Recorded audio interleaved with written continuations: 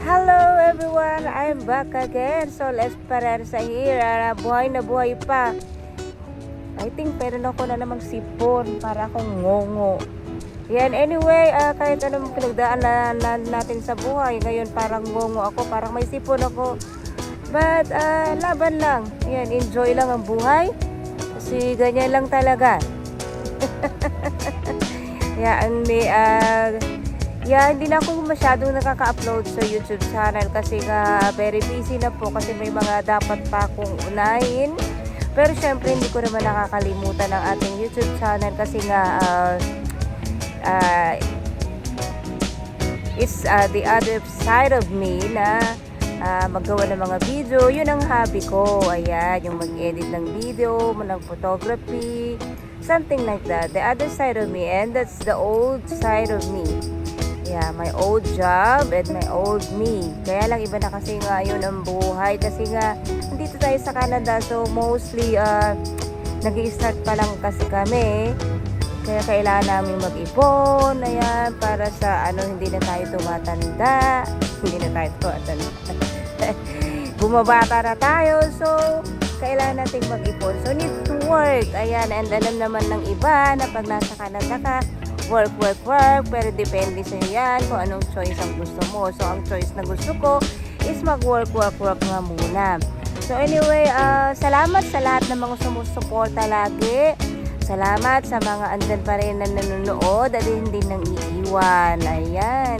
Maraming salamat sa ating mga subscriber. Salamat po. And I'm trying my best to post more videos. As long as na hindi po ako busy kasi ang hirap din mag-edit. So usually ginagawa ko na lang ang reels kasi ang bilis-bilis naman niya kasing gawin. So it's 1 minute only, unlike sa YouTube na I still need to edit. Ayan.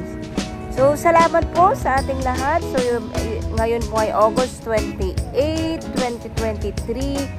So gusto kong maalala ang araw na to na masaya kahit may mga ups and down tayo.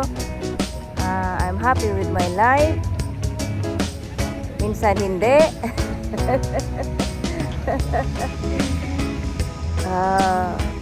Financially okay naman, hindi naman tayo masyadong naghihirap. Nakaka-survive naman. Sa love life, 100% naman. Sa family, 100%. Ayan. Kaya, ewan ko ba bakit habang nagkakaedad, ang dami nating hindi ko maintindihan.